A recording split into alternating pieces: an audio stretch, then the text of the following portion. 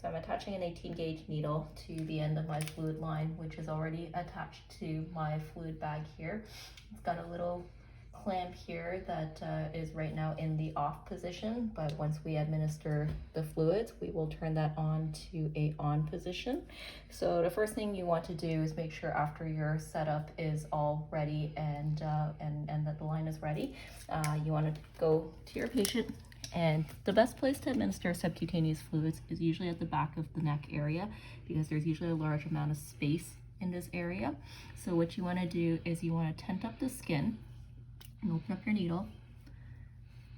Griffin's a really good boy for this. I'm using an 18 gauge needle. Some cats are a little bit sensitive and you can use a smaller gauge needle, so a thinner needle.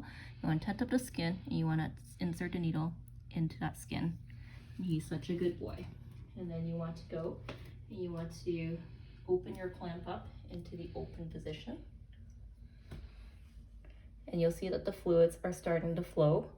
We have a 1 liter bag here. So these little lines, each of these numbers represents 100 mils of fluids. So there's a liter, so 10, 100 kind of fluid boluses in this bag. So our kitty gets 200 mils per infusion. He's being really good. He's tolerating the fluids really well. I do have an assistant that is just steadying him, but I've done this on my own with just me studying him and then taking a look at the fluid bag. The fluid bag is hung onto just a little door hook that I have in our room here. So any really kind of area that you can hang your bag of fluids where the weight of the gravity will help to pull the fluids down through the line would be appropriate. And like I said, you can use these lines to gauge how much fluids you're giving. So some animals will only receive 100 mils. So you're kind of going down from the 1 down to the bottom of the 2. Some animals will get a little bit more.